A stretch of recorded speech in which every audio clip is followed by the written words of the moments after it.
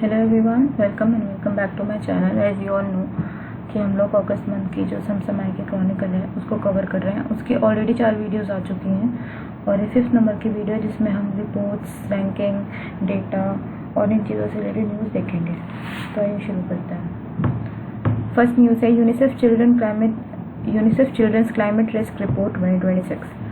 22 जून 2026 को जारी यूनिसेफ की चिल्ड्रंस क्लाइमेट रिस्क रिपोर्ट 2026 के अनुसार भारत में लगभग 392 मिलियन बच्चे जो हैं अत्यधिक गर्मी के संपर्क में हैं। तो यूनिसेफ ने एक रिपोर्ट जारी की है जिसका क्या नाम है, चिल्ड्रंस क्लाइमेट रिस्क रिपोर्ट 2026। किसने जारी किया? यूनिसेफ ने जारी की है। इसमें इन्होंने बोला है कि भारत के लगभग 392 मिलियन जो बच्चे हैं वो अत्यधिक गर्मी के संपर्क में हैं। अब इसके जो स्कोर कार्ड है वो देखते हैं। तो रिपोर्ट में भारत के जो समग्र जलवायु जोखिम उसका स्कोर कितना है? 9.21 आउट ऑफ 10। 10 में से 9.21 है, जो वैश्विक स्तर पर सबसे अधिक है। भारत ने अत्यधिक गर्मी के लिए कितना स्कोर है? 10 आउट ऑफ 10। और वायु प्रदूषण के लिए कितना स्कोर है? 9.94 आउट ऑफ 10। यानी कि अगर हम जलवायु जोखिम देखें तो 9.21 आउट ऑफ 10 है, अत्यधिक गर्मी के लिए 10 आउट ऑफ 10 है और वायु प्रदूषण के लिए 9.4 आउट ऑफ 10 है, 9.94 आउट ऑफ 10 है। ठीक है, और बस इसमें बस ये पढ़ना है यूनिसेफ क्या है। तो यूनिसेफ जो है वो है संयुक्त राष्ट्र बाल कोष, जिसकी स्थापना कब हुई थी? वर्ष 1946 में हुई थी। इसका जो हेडक्वार्टर है वो कहाँ पर है? न्यूयॉर्क, अमेरिका में स्थित है। ये संस्था क्या करती है? दुनिया भर में बच्चों के स्वास्थ्य, पोषण, शिक्षा और उनके अधिकारों की रक्षा के लिए काम करती है। ठीक है, अब एक सड़क दुर्घटनाओं पर रिपोर्ट जारी हुई है, इसको बस रीड करना है, इसमें ऐसा कुछ इम्पोर्टेंट नहीं है। बस एक रिपोर्ट किसने जारी करी है? सड़क परिवहन और राजमार्ग मंत्रालय ने। क्या नाम है इस रिपोर्ट का? Accidents in India, road accidents in India. ठीक है, इसमें जो इम्पोर्टेंट है वो है ये, सुप्रीम कोर्ट ने 20 जून को ही एक बड़ा फैसला सुनाते हुए कहा है कि सड़कों पर सुरक्षित फुटपाथ पर चलना नागरिकों का मौलिक अधिकार है। सुरक्षित फुटपाथ पर चलना जो है वो फंडामेंटल राइट है। कौन सा आर्टिकल के अंदर है? आर्टिकल 21 के अंतर्गत आता है। ठीक है, कोर्ट ने सभी संबंधित विभागों को सड़कों पर स्पष्ट फुटपाथ और जेब्रा क्रॉसिंग सुनिश्चित करने के निर्देश दिए हैं। यानी कि सुरक्षित फुटपाथ पर जो चलना है वो फंडामेंटल राइट है। Under which article? Under article 21। सात्विक 100 19 जून 2026 को एक बीएससी जो है उसकी सहायक कंपनी है बीएससी इंडेक्स सर्विसेज। इसने बीएससी सात्विक 100 सफलतापूर्वक लॉन्च किया है। ठीक है, बीएससी की जो सहायक कंपनी है बीएससी इंडेक्स सर्विसेज, इसने बीएससी सात्विक 100 सफलतापूर्वक लॉन्च किया है। अब ये है क्या? तो इसमें है, इस अनूठे इंडेक्स में बीएससी 500 यूनिवर्स की उन 100 अग्रणी कंपनियों को शामिल किया गया है जो सात्विक और नैतिक व्यापारिक सिद्धांतों के अनुरूप कार्य करती हैं। बस इतना ही याद रखना है, इसमें और कुछ नहीं है। बस याद रखना है कि सात्विक 100 किसने शुरू किया है और वो किसकी सहायक कंपनी है। ये न्यूज़ बहुत इंपॉर्टेंट है। क्यूएस वर्ल्ड यूनिवर्सिटी रैंकिंग 2027 जो है वो जारी हो चुकी है। तो 18 जून 2026 को दुनिया भर के उच्च शिक्षण संस्थानों की प्रतिष्ठित क्यूएस वर्ल्ड यूनिवर्सिटी रैंकिंग 2027 जो है वो जारी हो गई है। किसके लिए जारी होती है? उच्च शिक्षण संस्थानों के लिए। तो टॉप किसने किया है? तो Massachusetts institute of technology MIT जो है उसने पूरे 100 मार्क्स स्कोर करके फर्स्ट आई है वो, और वो 15th टाइम बनी है फर्स्ट, मतलब कंटिन्यूसली 15th टाइम है जब वो पूर्ण स्कोर के साथ लगातार 15वें वर्ष वैश्विक स्तर पर पहला स्थान बरकरार रखा है। यानी कि 15th टाइम है जब वो फर्स्ट नंबर पे है। तो फर्स्ट नंबर पे क्या कौन सी होगी? Massachusetts institute of technology MIT। अब सेकंड नंबर पे कौन है? सेकंड नंबर पे 2 हैं, इंपीरियल कॉलेज लंदन और स्टैनफोर्ड यूनिवर्सिटी, ये दोनों सेकंड नंबर पे हैं जॉइंटली। 4th नंबर पे है ऑक्सफोर्ड यूनिवर्सिटी और 5th नंबर पे है हार्वर्ड यूनिवर्सिटी। ठीक है, तो फर्स्ट पे हो गई MIT, सेकंड पे जॉइंटली हो गई इंपीरियल कॉलेज लंदन और स्टैनफोर्ड यूनिवर्सिटी, 4th नंबर पे हो गई ऑक्सफोर्ड यूनिवर्सिटी और 5th नंबर पे हो गई हार्वर्ड यूनिवर्सिटी। अब ऑस्ट्रेलिया की जो यूनिवर्सिटी है, यूनिवर्सिटी ऑफ मेलबर्न, ये जो है वर्ल्ड में तो ये 22nd नंबर पे आई है, पर ये ऑस्ट्रेलिया में पहले स्थान पर है। वर्ल्ड में 22 और ऑस्ट्रेलिया में पहले स्थान पर है। कौन सी? यूनिवर्सिटी ऑफ मेलबर्न, वैश्विक स्तर पर 22 और ऑस्ट्रेलिया में फर्स्ट। अब ये जो क्यूएस वर्ल्ड यूनिवर्सिटी रैंकिंग है किसके द्वारा? तो ये क्लियर नहीं हो रहा,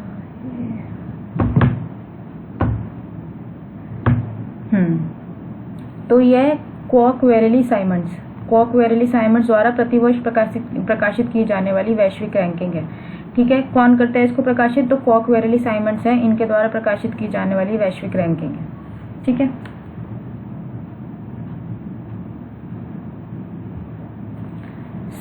स्वच्छ एवं हरित विद्यालय रेटिंग। उत्तर प्रदेश के 11 स्कूल राष्ट्रीय सूची में। तो 17 जून 2026 को केंद्रीय शिक्षा मंत्रालय ने के तहत स्कूल शिक्षा और साक्षरता विभाग द्वारा, किसके द्वारा? स्कूल शिक्षा और साक्षरता विभाग द्वारा जारी हुई है एक स्वच्छ एवं हरित विद्यालय रेटिंग 2025-26, जिसमें उत्तर प्रदेश के 11 स्कूलों को चुना गया है। तो देश भर के टोटल कितने स्कूल थे इसमें? 191 स्कूल थे। अभी जो चयनित स्कूल हैं इसमें, उसमें से 11 स्कूल तो उत्तर प्रदेश के हैं, जिसमें से 6 सरकारी स्कूल हैं, 2 कस्तूरबा गांधी बालिका विद्यालय, 2 अन्य श्रेणी के हैं और 1 निजी स्कूल शामिल है। प्रमुख रैंकिंग किस किस को मिली है इसमें? तो मेरठ की का दयावती मोदी एकेडमी जो है वो 4th नंबर पे है। श्रावस्ती का कस्तूरबा गांधी बालिका विद्यालय जो है वो 9th पोजीशन पे है। संबल के पीएम श्री प्राइमरी स्कूल जो है वो 12th स्थान पर है। पुरस्कार राशि क्या है इसकी? तो राष्ट्रीय स्तर पर मान्यता प्राप्त प्रत्येक स्कूल को योग्यता प्रमाण पत्र के साथ 21 लाख का वित्तीय सहायता दी जाएगी। ठीक है, अब ये स्वच्छ एवं हरित विद्यालय रेटिंग है क्या? तो यह स्कूलों में स्वच्छता और पर्यावरण स्थिरता का मूल्यांकन करने वाला एक राष्ट्रीय ढांचा है। इसके अंतर्गत स्वच्छता, जल संरक्षण, क्या क्या चीजें आती है इसमें? स्वच्छता आती है, जल संरक्षण आती है, अपशिष्ट प्रबंधन, ऊर्जा दक्षता, हरित परिसर का विकास और सामुदायिक भागीदारी जैसे मानकों पर स्कूल का आकलन किया जाता है। इन चीजों को देख के ही डिसाइड किया जाता है कि कौन सा स्कूल टॉप में रहेगा। तो उत्तर प्रदेश टोटल कितने स्कूल थे? 191, जिसमें से उत्तर प्रदेश के 11 स्कूल आए हैं। और किसने कहा था? केंद्रीय शिक्षा मंत्रालय ने कहा था। इसी के तहत जो स्कूल शिक्षा और साक्षरता विभाग है उसने जारी किया है कौन सी रिपोर्ट? स्वच्छ एवं हरित विद्यालय रेटिंग 2025-26। और ये इसके मापदंड है, इन्हीं से आकलन किया जाता है।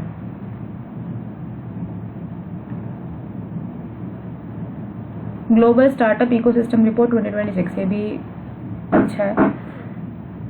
17 जून 2026 को कहाँ पे? पेरिस में विवटेक में जारी ग्लोबल स्टार्टअप इकोसिस्टम रिपोर्ट, यानी कि 17 जून को कहाँ पे? पेरिस में विवटेक हुआ था, उसमें ये रिपोर्ट जारी हुई थी। क्या, कौन सी report? Global startup ecosystem report 2026, जिसके अनुसार जो है जो बेंगलुरु है वो एशिया में एआई नेटिव स्टार्टअप क्लस्टर्स में बीजिंग के बाद दूसरे स्थान पर आता है। मतलब एशिया में जो ये एआई नेटिव स्टार्टअप क्लस्टर्स हैं उसमें बीजिंग तो 1st नंबर पे है एशिया में, और बेंगलुरु जो है वो 2nd नंबर पे है।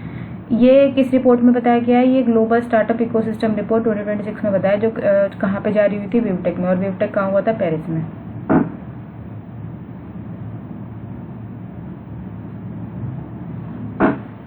वैश्विक रैंकिंग, अब एशिया में तो 2nd नंबर। वैश्विक रैंकिंग में देखें तो इस रिपोर्ट में बेंगलुरु को दुनिया के शीर्ष 40 स्टार्टअप इकोसिस्टम में 15वां स्थान मिला है। टॉप 40 में 15th नंबर पे है। और इसके स्टार्टअप इकोसिस्टम का मूल्य कितना है? $153 बिलियन आका गया है। तो अगर एशिया में देखें तो 2nd नंबर पे है और वर्ल्ड में देखें तो 15th नंबर पे है। अब इसका स्कोर कार्ड और देख लेते हैं। तो बेंगलुरु ने एआई नेटिव क्लस्टर फैक्टर में तो 10 में से 8 नंबर है। प्रदर्शन एवं अनुसंधान और विकास आरडी में कितने हैं? 9। तथा फंडिंग और मार्केट में कितने हैं? मार्केट रीच में 7 स्कोर किया है। तो एआई नेटिव क्लस्टर में कितना है? 8 आउट ऑफ 10। और प्रदर्शन एवं अनुसंधान और विकास आरडी में कितना है? प्रदर्शन एवं अनुसंधान और विकास में 9। और क्या है? फंडिंग और मार्केट रीच में 7 स्कोर किया है। अब इसमें एआई नेटिव स्टार्टअप देख लेते हैं।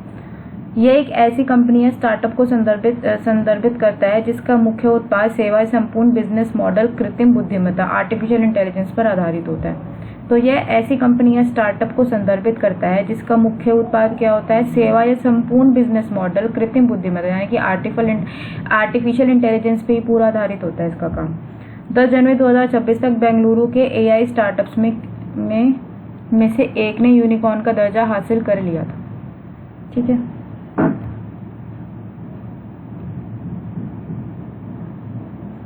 अभी जो NACA इसने नए क्षेत्रीय सूचकांक की शुरुआत की है। इम्पॉर्टेंट नहीं है इतना, बस ये 3 लाइनें एक बार देख लेनी है इसकी कि 15 जून 2026 को एनएसई की फुल फॉर्म क्या है? National stock exchange. ये याद रखो बस कि अनुषंगी कंपनी एनएसई इंडेक्स लिमिटेड जो है ने अपनी पोर्टफोलियो का विस्तार करते हुए 11 नए क्षेत्र विशेष सूचकांक लॉन्च कर दिए हैं। ठीक है, तो एनएसई की क्या है? अनुषंगी कंपनी है। कौन सी? NSE index limited. इसने अपने 11 नए क्षेत्र विशेष सूचकांक जो है वो जारी कर दिया। एनएसई की फुल फॉर्म क्या है? National stock exchange. अब एनएसई है क्या?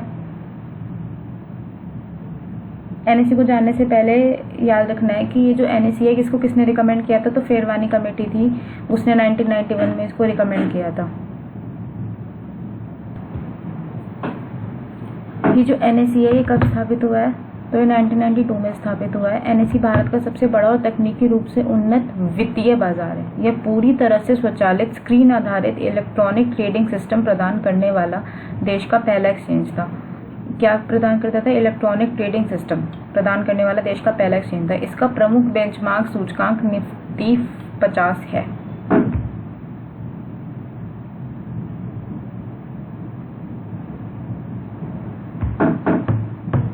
ग्लोबल पीस इंडेक्स, ये भी इंपॉर्टेंट है। ग्लोबल पीस इंडेक्स 2026 भारत कौन सी पोजीशन पे है? 127। तो 15 जून 2026 की रिपोर्ट के अनुसार किसने? आईईपी ने, institute for economics and peace जो है उसने ग्लोबल पीस इंडेक्स 2026 जो है वो जारी किया है। ठीक है, तो 15 जून 2026 को रिपोर्ट आई थी। किसकी रिपोर्ट आई थी? Institute for economics and peace की। इसने कौन सी रिपोर्ट दी? Global peace index 2026। इसमें इसने किन किन चीज़ों को ध्यान में रख के ये रिपोर्ट आई है? सुरक्षा, सामाजिक सुरक्षा, सैन्यकरण के आधार पर कितने देशों को रैंकिंग मिली है? 163 देशों को रैंकिंग दी गई थी। अब इसमें देख लेते हैं।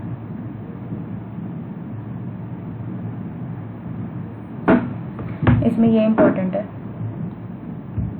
जो आइसलैंड है वो फर्स्ट नंबर पे है, सबसे शांतिपूर्ण देश है और ये लगातार 19th टाइम सबसे शांतिपूर्ण देश बना है। तो आइसलैंड सबसे फर्स्ट नंबर पे है, उसके बाद न्यूजीलैंड है, फिर स्विट्जरलैंड है और फिर स्लोवेनिया है। और जो सबसे एंड पे है वो है रशिया।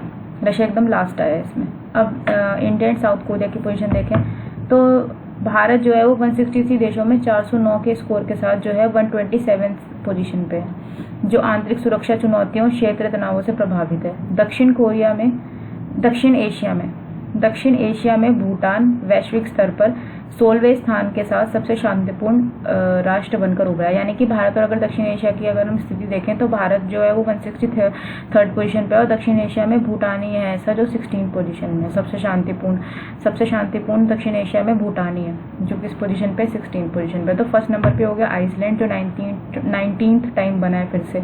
उसके बाद न्यूजीलैंड, स्विट्जरलैंड और स्लोवेनिया। सबसे लास्ट कौन आया? रशिया आया। इंडिया 160 देशों में किस नंबर पे आता है? 127 नंबर पे और इसके कितना स्कोर है? 409 स्कोर है। और दक्षिण एशिया में सबसे शांतिपूर्ण कौन सा बना है? भूटान बना है। अभी जो ग्लोबल पीस इंडेक्स है ये क्या है? ये दुनिया भर में देशों की सापेक्ष शांति का आकलन करने वाला एक वार्षिक सूचकांक, यानी कि ये ईयरली आता है। ये 3 प्रमुख डोमेन किन किन पे काम करता है, किन किन को ध्यान में रख के ये रिपोर्ट आती है? सामाजिक सुरक्षा, संरक्षा, चल रहे घरेलू और अंतर्राष्ट्रीय संघर्ष तथा सैन्यकरण की डिग्री के अंतर्गत 23 गुणात्मक और मात्रात्मक संकेतों का उपयोग करके देशों का मूल्यांकन करता है। ठीक है, ग्लोबल इकोनॉमिक प्रोस्पेक्टस रिपोर्ट बस ऊपर से पता होना चाहिए। किसने दी है? ये विश्व बैंक ने दी है अपनी जून 2026 की ग्लोबल इकोनॉमिक प्रोस्पेक्टस रिपोर्ट। यानी कि जो ये रिपोर्ट है किसने दी है? वर्ल्ड बैंक ने दी है। इसमें वित्तीय वर्ष 2026-27 यानी कि FY27 के लिए भारत की GDP कितनी बताई इन्होंने? 7%। ये तो चेंज होती रहती है तो इतना याद रखने की जरूरत नहीं है। बस ये 2 पॉइंट देख लो कि 2026-27 में कितनी बताई इन्होंने? 7% रहने का अनुमान लगाया है। वैसे तो 6.6 ही आ रही थी लेकिन इनके हिसाब से 7% रहने का अनुमान है। और 2027-28 के लिए इन्होंने 6.7% बताई है और 2028-29 के लिए इन्होंने 6.8% बताई है। ठीक है, बस इतना याद रखना है इसमें।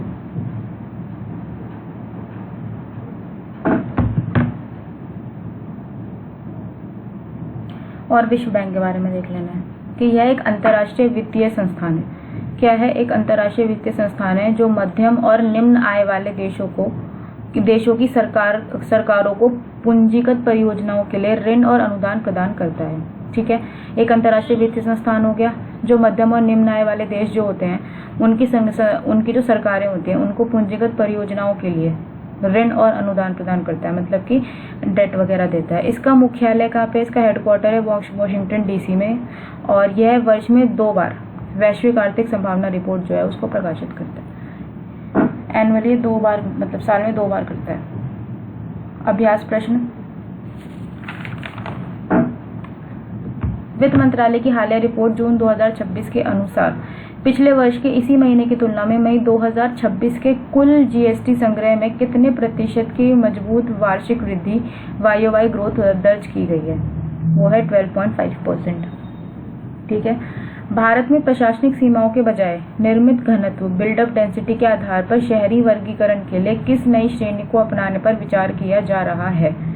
तो वो है आपका फंक्शनल अर्बन सेटलमेंट्स। नियंत्रक एवं महालेखा परीक्षक कैग द्वारा जून 2026 में जारी राज्य वित्तीय रिपोर्ट के अनुसार भारत के सभी 28 राज्यों का कुल बकाया सार्वजनिक ऋण आउटस्टैंडिंग पब्लिक डेट जो है कितने लाख करोड़ रुपए तक पहुंच गया है? ये हमने डिस्कस भी किया था, 75.52 लाख करोड़ तक।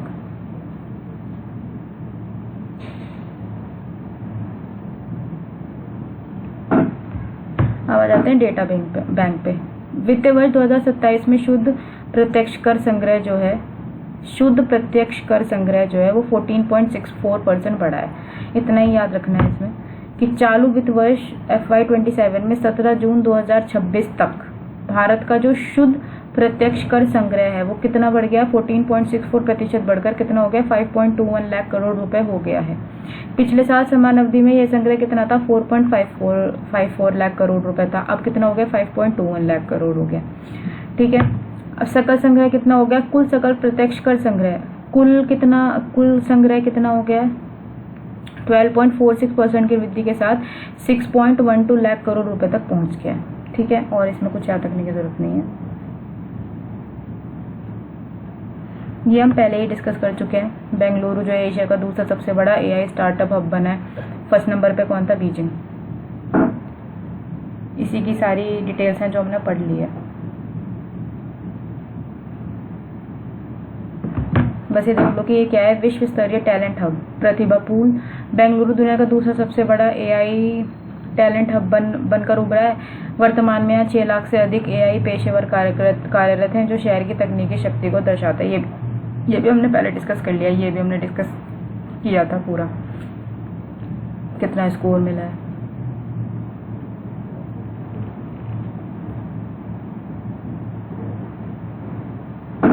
वित्तीय वर्ष 2027 में 26,000 किलोमीटर से अधिक ग्रामीण सड़कों के निर्माण का लक्ष्य है। तो ये इतना इम्पोर्टेंट नहीं है, इसमें कुछ चीज़ें कि किस योजना के अंदर आता है। तो एक तो इसका जो कुल बजट ये रीड कर लेना, ये भी रीड कर लेना पूरा, इतना इम्पोर्टेंट तो ये नहीं है। ये रीड कर लेना, ये किस योजना में आता है, बस ये पता होना चाहिए कि यह निर्माण कार्य मुख्य रूप से प्रधानमंत्री ग्राम सड़क योजना PMGSY और अन्य संबंधित ग्रामीण कनेक्टिविटी पहलों के तहत किया जाएगा। ठीक है। तो किस योजना के अंदर आएगा? ये आएगा प्रधानमंत्री ग्राम सड़क योजना के अंदर आएगा। लक्ष्य क्या है इसका?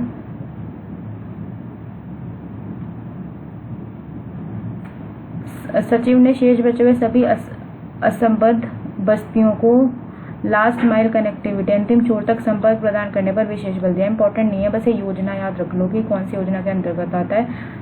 और विशेष ध्यान राज्यों को निर्देश दिया गया है कि वे PMGSY और PM जनमन के तहत लंबित परियोजनाओं में तेजी लाएं। विशेष रूप से कमजोर जनजाति समूह जो हैं की बस्तियों पर ध्यान केंद्रित करें। इन्होंने बोला कि ये जो 2 योजनाएं इसके अंतर्गत आप सबसे ज़्यादा ध्यान किन पे दो? जो जनजाति समूह है उन बस्तियों पर ज़्यादा ध्यान दो, वहाँ ज़्यादा विकास करो। तो ये भी बस, इसमें और तो कुछ ऐसा इम्पोर्टेंट नहीं है।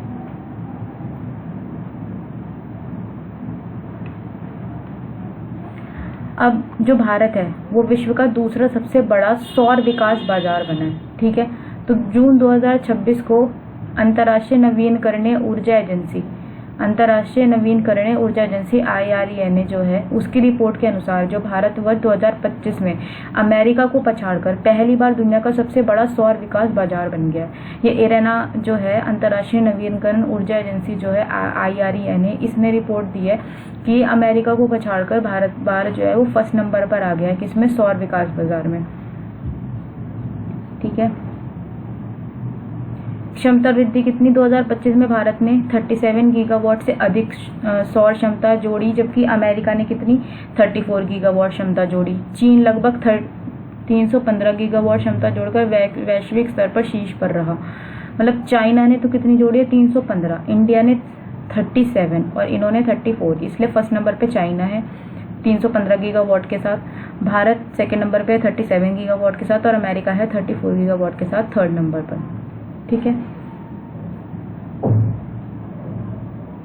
अब एक और चीज भी है, नवीन और नवीनकरणीय ऊर्जा मंत्रालय यानी कि MNRE जो है, उसके अनुसार जो भारत है उसने जापान को पछाड़कर दुनिया का तीसरा सबसे बड़ा सौर ऊर्जा उत्पादक बन गया। अभी जो हमने ऊपर पढ़ा था वो सौर विकास बाजार है, ये सौर ऊर्जा उत्पादक की अगर हम देखें तो जापान को पीछे छोड़कर ये थर्ड नंबर पर आ गया है। ठीक है।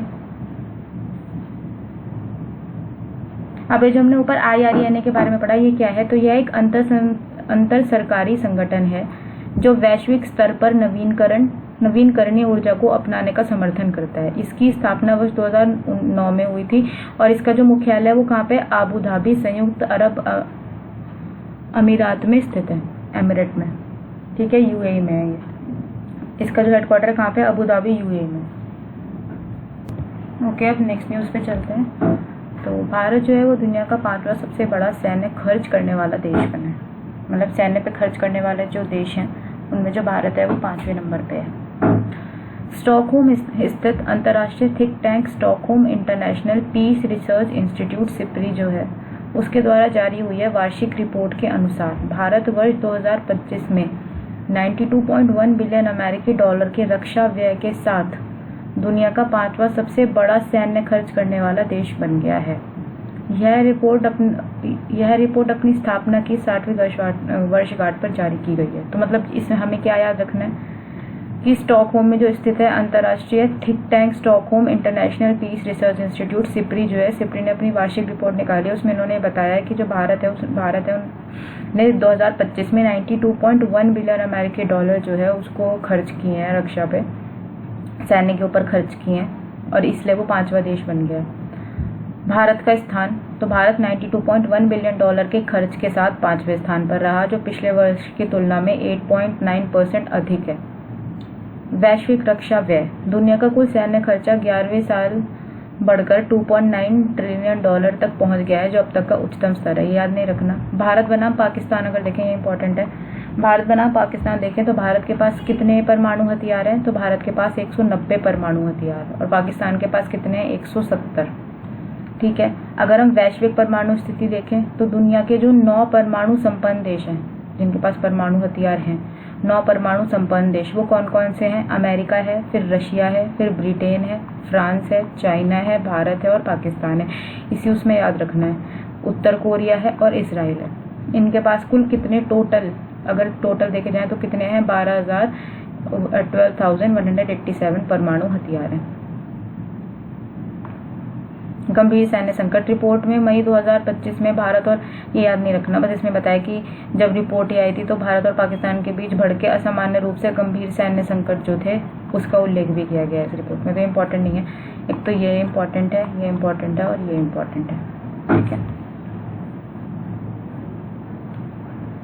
अब इसके बाद हमें बस ये याद रखना है कि टॉप 5 कौन कौन से हैं। तो सबसे ऊपर अमेरिका है जिसने कितने खर्च कर लिए, $954 बिलियन। चाइना ने कितने खर्च कर लिए, $336 billion. Russia $190 billion. Germany 4th स्थान पर, इसका दिया नहीं है इन्होंने, और भारत $92.1 बिलियन। ठीक है। शेयर बाजार मूल्य में ताइवान भारत से आगे है। तो ताइवान का जो शेयर बाजार है वो $4.95 ट्रिलियन के बाजार पूंजीकरण के साथ भारत के $4.92 ट्रिलियन को पीछे छोड़कर दुनिया का 5वां सबसे बड़ा शेयर बाजार बन गया है। ताइवान का कितना है, $4.95 ट्रिलियन और इंडिया का कितना है, $4.92 ट्रिलियन। ठीक है। अब रैंकिंग देख लेते हैं। ये इंपॉर्टेंट है। तो वर्तमान रैंकिंग में दुनिया के सबसे बड़े शेयर बाजार में क्रमशः सबसे पहले क्या है? अमेरिका, फिर चाइना, फिर जापान, फिर हांगकांग, फिर ताइवान और फिर इंडिया। ठीक है, अब इसका अभ्यास प्रश्न देख लेते हैं। जनवरी 2026 तक भारत के पास परमाणु हथियारों की अनुमानित संख्या कितनी बताई गई है? अभी बताया था मैंने 190। वर्तमान में दुनिया के 9 परमाणु संपन्न देश जो उनके पास कुल कितने परमाणु हथियार हैं, ये भी अभी हमने डिस्कस किया था। कितने? ये 12,187। शुद्ध कॉर्पोरेट कर नेट कॉर्पोरेट टैक्स संग्रह में कितने प्रतिशत की वृद्धि दर्ज की गई है? 22.47% की।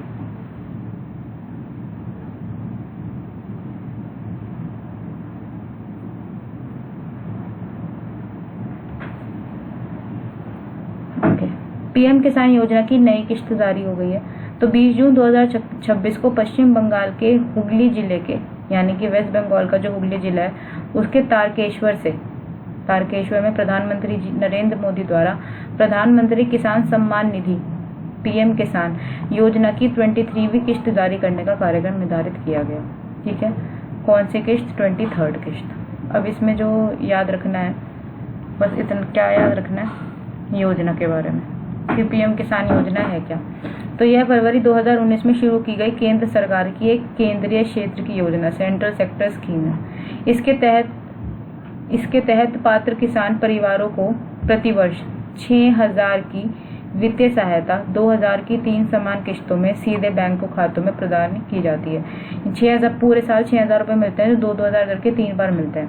ठीक है, सरकार का लक्ष्य वित्तीय वर्ष 2026-27 के दौरान लगभग 1.10 करोड़ किसानों की फसल बीमा कवरेज प्रदान करना है। तो ये याद रखना है कि जो पीएम किसान योजना है सेंट्रल सेक्टर स्कीम है, इसमें कितने पैसे मिल रहे हैं किसानों को? 6,000, जो 2,000 की 3 इंस्टॉलमेंट में मिल रहे हैं। ठीक है, अब है सिकल सेल एनीमिया उन्मूलन मिशन। 20 जून 2026 को विश्व सिकल सेल जागरूकता दिवस था। ये जो सिकल सेल एनीमिया उन्मूलन मिशन है, तो 20 जून को क्या था?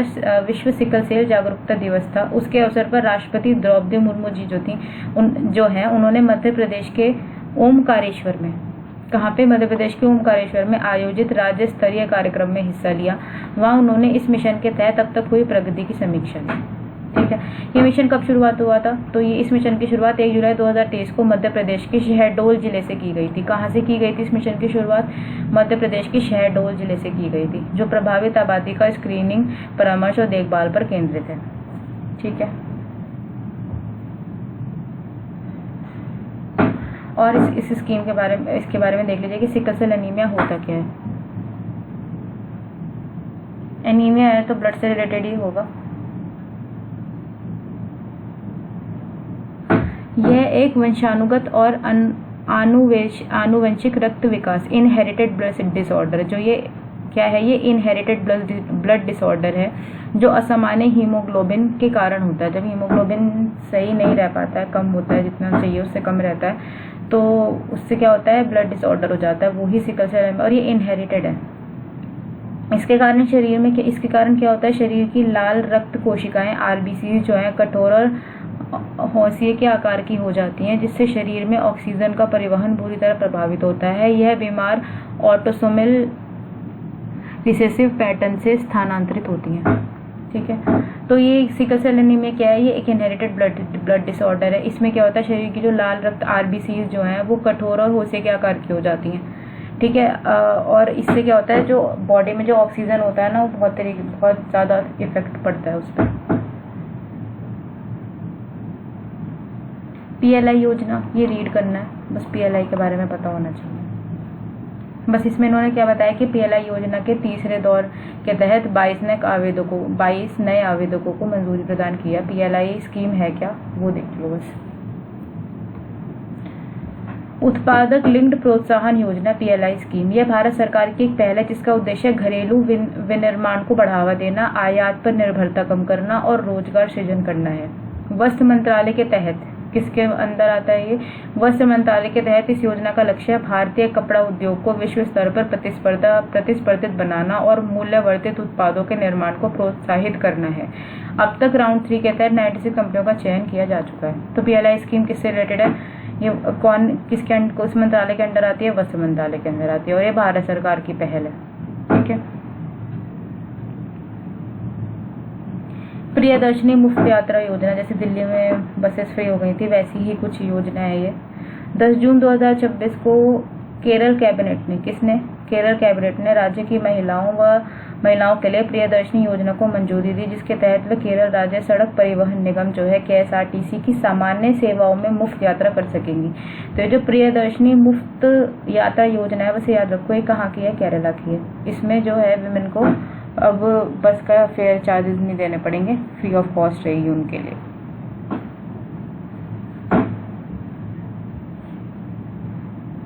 बस ये देख लो, सार्वजनिक परिवहन में मुफ्त यात्रा। भारत में कई राज्य सरकारें जैसे दिल्ली, कर्नाटक, तमिलनाडु, तेलंगाना, इन्होंने महिलाओं के लिए सार्वजनिक बसों में मुफ्त यात्रा योजनाएं शुरू की हैं। ऐसी पहलों का मुख्य उद्देश्य महिलाओं की गतिशीलता, मोबिलिटी बढ़ाना, कार्यबल वर्कफोर्स में उनकी भागीदारी को प्रोत्साहित करना और उन पर वित्तीय बोझ को कम करना है। ठीक है।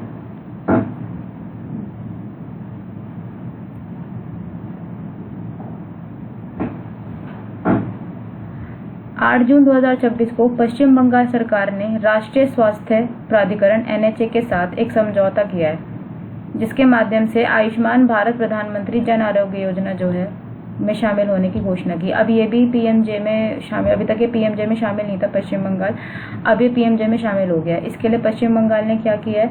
राष्ट्रीय स्वास्थ्य प्राधिकरण NHA के साथ जो है समझौता के माध्यम से जो आयुष्मान भारत प्रधानमंत्री जन आरोग्य योजना है, PMJ योजना है, उसमें शामिल हो जाएगा पश्चिम बंगाल में। मतलब कुल मिला के याद रखना है कि जो पश्चिम बंगाल है वो PMJ योजना में शामिल हो जाएगा। ठीक है, ये उसने निर्णय लिया है। अब इसमें क्या है PMJ योजना? इस पहल से राज्य के लाखों गरीबों और कमजोर परिवारों को प्रतिवर्ष 5 लाख रुपए तक के मुफ्त स्वास्थ्य बीमा का लाभ मिलेगा। ठीक है। पश्चिम बंगाल लंबे समय से इस योजना से बाहर था। पश्चिम बंगाल अभी तक इस योजना में नहीं था, लेकिन यह अब राज्य अपनी स्वास्थ्य सेवाओं को इस विशाल केंद्रीय योजना के साथ एकीकृत करेगा।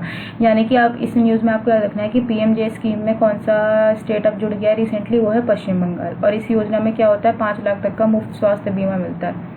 ठीक है। अब इसको लागू करने वाली नोडल एजेंसी कौन सी है? तो ये इंपॉर्टेंट हो जाता है कि राष्ट्रीय स्वास्थ्य प्राधिकरण यानी कि NHA जो है वो आयुष्मान भारत योजना को लागू करने वाली मुख्य नोडल एजेंसी है। आयुष्मान भारत प्रधानमंत्री जन आरोग्य योजना के बारे में देख लेते हैं। तो ये 2018 में शुरू की गई थी। ये दुनिया की सबसे बड़ी पूरी तरह से सरकार द्वारा वित्त पोषित स्वास्थ्य बीमा योजना, मतलब पूरी तरीके से सरकार पैसा देती है इसमें, जितना भी कवरेज है उसको। यह प्रति परिवार प्रति वर्ष 5 लाख रुपए का कैशलेस और पेपरलेस स्वास्थ्य कवर प्रदान करती है, जो माध्यमिक और तृतीयक देखभाल अस्पताल में भर्ती होने के लिए सामाजिक आर्थिक जनजाति गणना यानी कि जो ये SECC 2011 हुई थी उसके आधार पर जो गरीब परिवार थे ना उनको दी जाती है। यानी कि आपका SEC 2011 जो हुई थी उस लिस्ट में आपका नाम होना चाहिए, तभी आपको योजना का लाभ मिलेगा। प्रधानमंत्री सुरक्षित मातृत्व अभियान के 10 वर्ष पूरे। 31 मई 2026 को भारत भर में गर्भवती महिलाओं को गुणवत्तापूर्ण प्रसव पूर्व स्वास्थ्य देखभाल सेवाएं प्रदान करने वाले प्रधानमंत्री सुरक्षित मातृत्व अभियान PMSMA ने अपने 10 वर्ष पूरे किए हैं। कौन सी योजना ने? प्रधानमंत्री सुरक्षित मातृत्व अभियान जो है उसने 10 वर्ष पूरे किए हैं। इसमें क्या मिलता है? महिलाओं को गुणवत्तापूर्ण प्रसव पूर्वक स्वास्थ्य देखभाल सेवाएं प्रदान की जाती हैं। इसके 10 वर्ष जो है वो पूरे हो चुके हैं। इसमें कवरेज क्या है? तो स्वास्थ्य और परिवार कल्याण मंत्रालय जो है इसने 9 जून 2016 को शुरू किए गए इस कार्यक्रम के तहत 7.5 करोड़ से अधिक गर्भवती महिलाओं को लाभ मिला है। मतलब अभी तक कितनी महिलाओं को इसका लाभ मिल चुका है? 7.5 करोड़ से अधिक। सेवाएं क्या है इसमें? गर्भवती महिलाएं जो हैं दूसरे और तीसरी मतलब कि 2nd और 3rd ट्रिमेस्टर में जो रहती हैं को हर महीने की 9 तारीख को क्या होगा? मुफ्त प्रसवपूर्ण देखभाल सेवाएं और 25 प्रकार की उच्च जोखिम वाली गर्भधारण की जांच दी जाती है। क्या क्या दी जाती है? एक तो मुफ्त प्रसवपूर्ण देखभाल सेवाएं दी जाती हैं और 25 प्रकार की जो HRP है कि उच्च जोखिम वाले गर्भधारण की जांच दी जाती है। मातृ मृत्यु दर, ये देखना जरूरी है। इस पहल के कारण भारत का जो मातृ मृत्यु अनुपात 130 है वो 87 पे आ गया। पहले जो था वो 130 था, अब 87 पे आ गया, क्योंकि ये पहल योजना शुरू हुई है तो अब देखभाल हो जाता है गरीब गर्भवती महिलाओं का। अब प्रधानमंत्री आवास योजना ग्रामीण PMAY-G, तो 28 मई 2026 को केंद्रीय ग्रामीण विकास मंत्री ने प्रधानमंत्री आवास योजना ग्रामीण के तहत 12 राज्यों के लिए 10,021 करोड़ की केंद्रीय वित्तीय सहायता मदद सैंक्शन जारी की। ठीक है, तो ये रीड करने वाली है बस।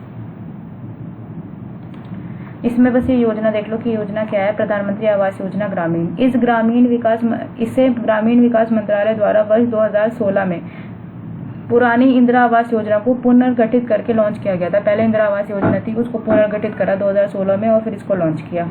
इसका उद्देश्य सभी बेघर और कच्चे घरों में रहने वाले ग्रामीण परिवारों को बुनियादी सुविधाएं जैसे शौचालय, बिजली, पानी के साथ एक पक्का घर उपलब्ध कराना है। इसके तहत लाभार्थियों का चयन सामाजिक, आर्थिक, जाति जनगणना SECC के आधार पर ही होता है। ये 2011 में जो जनगणना हुई थी ना, उसमें एक लिस्ट बनी थी जो सामाजिक आर्थिक रूप से गरीब लोग थे, उसी के बेसिस पे इन सब योजनाओं का लाभ मिलता है, चाहे PMJ योजना हो चाहे आवास योजना हो। आपको उस लिस्ट में नाम होना बहुत ज़रूरी है, तभी आपका वो PMJ वाला कार्ड भी बन सकता है और आवास योजना का भी फायदा उठा सकते हो आप। यूनिवर्सल हेल्थ कवरेज के लक्ष्य को, अब अभ्यास प्रश्न है, यूनिवर्सल हेल्थ कवरेज के लक्ष्य को हासिल करने की दिशा में पश्चिम बंगाल आयुष्मान भारत प्रधानमंत्री जन आरोग्य योजना को लागू करने वाला देश का कौन सा राज्य केंद्र शासित प्रदेश बनने जा रहा है? तो ये बनने जा रहा है 36। वहाँ पे हमने नहीं पढ़ा था, इस चीज़ को यहाँ पे कर लेते हैं कि अब ये जो जुड़ने जा रहा है PMJ स्कीम से, ये कौन से नंबर का बन गया है? अब 36 नंबर का बन गया। 36वां राज्य है जो जुड़ा है PMJ योजना से। भारत सरकार ने विज्ञान और अनुसंधान के 13 प्राथमिकता वाले क्षेत्रों में वैश्विक स्तर के भारतीय मूल के विशेषज्ञों को देश में शोध के लिए आकर्षित करने हेतु कौन सी योजना शुरू की है? तो उन्होंने शुरू की है PMRC योजना 2026। ठीक है,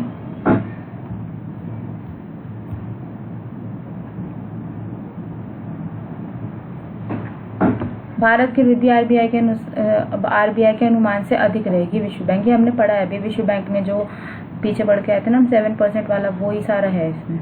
तो एक बार इसको रीड करना चाहो तो रीड कर लेना, ये हम डिस्कस कर चुके हैं वर्ल्ड बैंक के अकॉर्डिंग जो हमने पढ़ा।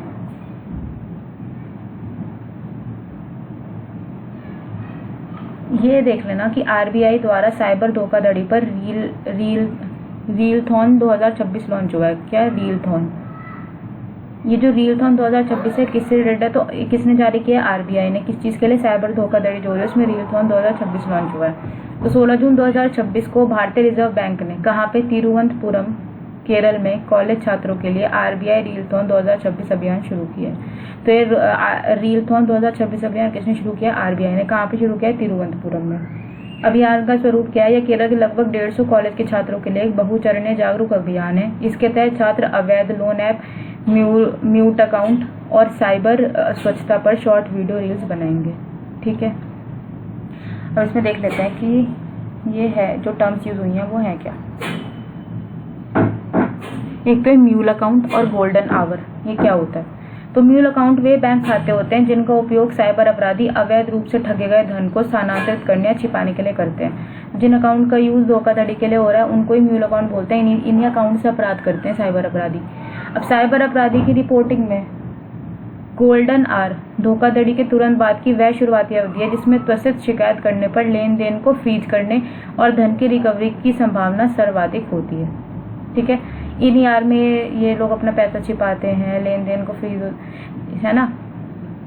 साइबर अपराधी की रिपोर्टिंग में गोल्डन आवर क्या है? धोखाधड़ी के तुरंत बाद की वह शुरुआती अवधि है जिसमें त्वरित शिकायत करने पर लेन देन को फ्रीज करने और धन को रिकवरी का संभावना सर्वाधिक होती है। मतलब ये वो आ रहे हैं जिसमें कि स्टेप्स उठाए जाते हैं, इसके जो साइबर अपराध है उसके अगेंस्ट जो स्टेप उठाए जा रहे हैं जिन घंटों में, वो ही गोल्डन आवर है।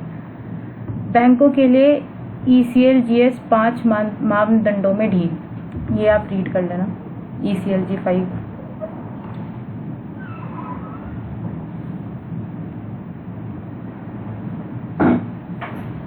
बस एक बार देख लो कि ये आपातकालीन क्रेडिट लाइन गारंटी योजना ECLGS है क्या। तो यह भारत सरकार द्वारा व्यवसाय विशेषकर MSME की संपार्शी वर्ग मुक्त कोलेटरल फ्री कार्यशील पूंजी ऋण प्रदान करने के लिए शुरू की गई एक प्रमुख योजना है। मतलब इम्पोर्टेंट नहीं है ये, जस्ट बिकॉज मतलब मुझे इतनी इम्पोर्टेंट नहीं लग रही है। आप देखें तो एक बार रीड कर लेना। बस मैं बॉक्स इसलिए रीड करूँ क्योंकि बॉक्स जनरली इंपॉर्टेंट होते हैं। देखते हैं भारत सरकार द्वारा व्यवसाय विशेषकर MSME को कोलेटरल फ्री कार्यशील पूंजी ऋण प्रदान करने के लिए शुरू की गई एक प्रमुख योजना है। इसमें national credit guarantee trust company NGGTC द्वारा 100% गारंटी दी जाती है। ठीक है,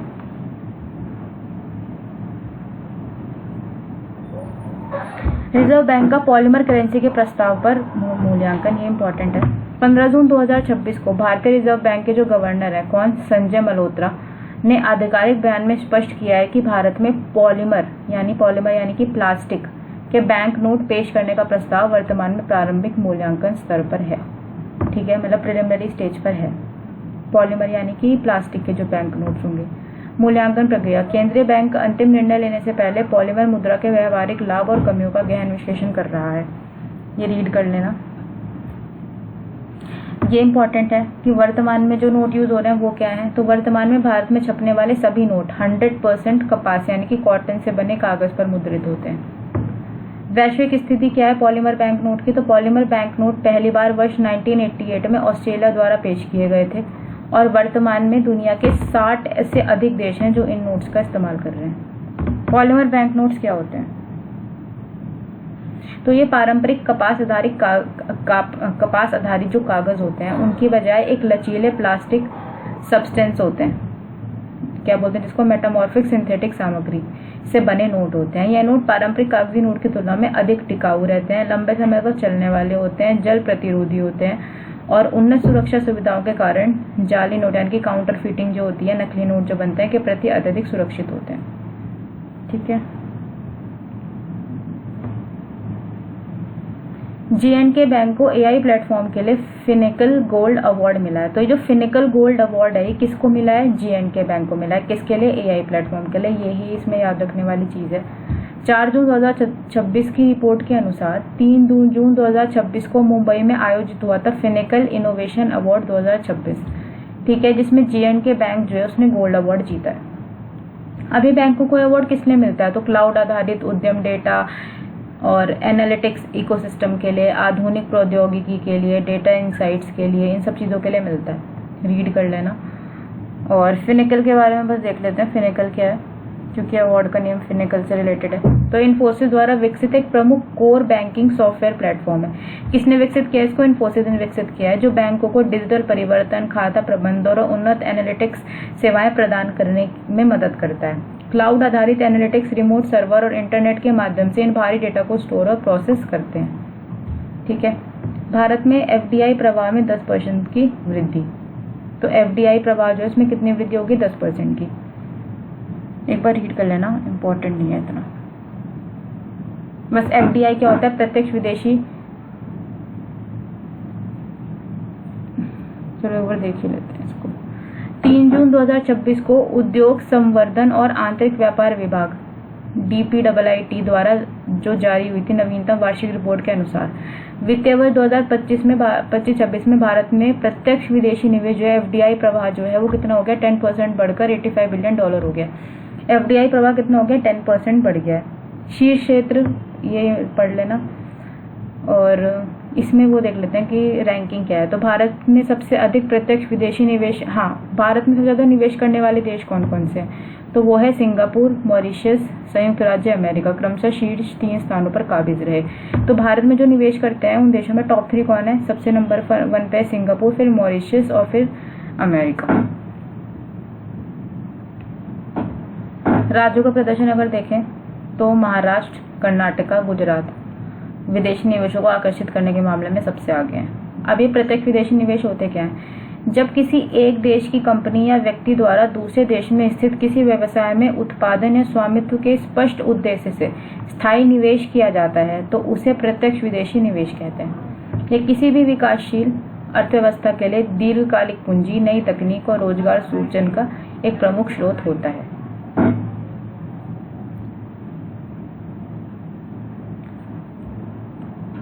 चौथी तिमाही के मजबूत आर्थिक प्रदर्शन के बाद state bank of India research ने अपनी जो Ecowrap, state bank of India की कौन सी रिपोर्ट आई है, इकोरैप रिपोर्ट, ठीक है, इसमें भारत की जीडीपी वृद्धि दर को संशोधित कर कितना कर दिया गया है, तो 7.7%। अब जो आरबीआई है उसने वित्तीय वर्ष 2026-27 के लिए अपनी नियामक कार्यप्रणाली को दिशा देने के लिए किन दो मुख्य प्राथमिकताओं की पहचान की है, तो विदेशी मुद्रा भंडार और डिजिटल मुद्रा का विस्तार।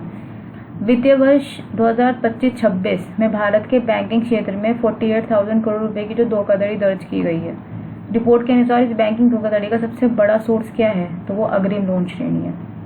डिजिटल भुगतान प्रणालियों के तेजी से विकास के बावजूद भारतीय रिजर्व बैंक के हालिया सर्वेक्षण के अनुसार भारत में प्रचलन में मूल्य और मात्रा दोनों के मामले में सबसे अधिक इस्तेमाल किया जाने वाला बैंक नोट कौन सा है, 500 रुपीज का।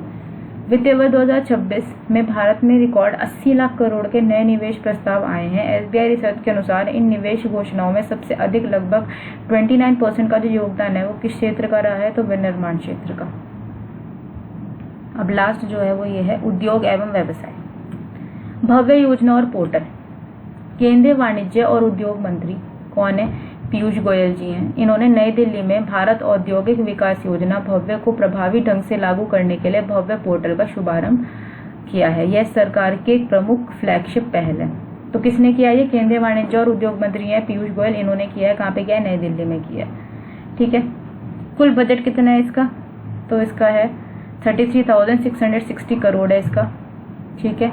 इस निवेश के माध्यम से अगले 6 वर्षों में परियोजनाओं को पूरा किया जाएगा। अगले 6 वर्षों में परियोजना पूरी हो जाएगी। लक्ष्य क्या है इसका, पूरे भारत में 100 विश्व स्तरीय औद्योगिक पार्क विकसित करना। विकास, देश में विनिर्माण विकास की गति को तेज करना, ठीक है।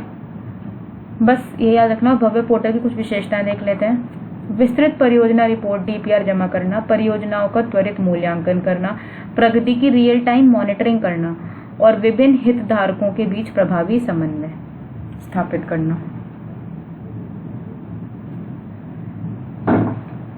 यूरोपियन यूनियन जो है उसने भारत को समुद्री उत्पादों के निर्यात सूची में शामिल किया। जो यूरोपियन यूनियन संघ मतलब यूरोपियन संघ है, इसने बाजार में एक्वाकल्चर क्या हुआ है, जलीय कृषि उत्पादों के निरंतर निर्यात के लिए भारत को संशोधित मसौदा सूची में शामिल कर लिया है। वाणिज्य और उद्योग मंत्रालय के अनुसार यह भारत के समुद्री खाद्य निर्यात क्षेत्र के लिए एक बड़ी सकारात्मक उपलब्धि है। रीड करना है ये, इसमें कुछ ऐसे इम्पोर्टेंट नहीं है।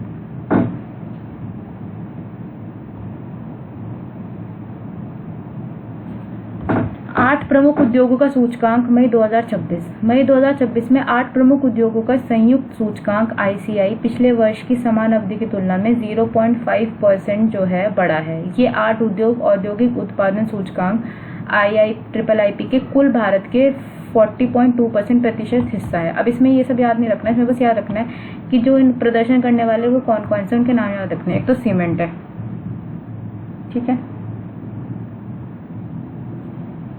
सीमेंट में कितनी 8.4% की वृद्धि दर्ज हुई है। इस्पात जो है इसमें 5% की वृद्धि। बिजली जो है इसमें भी सकारात्मक वृद्धि हुई है। लेकिन गिरावट वाले कौन कौन से हैं, तो कोयला रिफाइनरी में 9.3% की गिरावट हुई है। पेट्रोलियम रिफाइनरी उत्पादों में 8.7% की गिरावट हुई है। अन्य जैसे प्राकृतिक गैस हो गई -4.9, कच्चा तेल -4.6, उर्वरक -0.9 और उत्पादन में भी कमी दर्ज की गई है, ठीक है। ये भी रीड करना है, ये भी इम्पोर्टेंट है, ठीक है। तो दैट्स इट फॉर टुडे।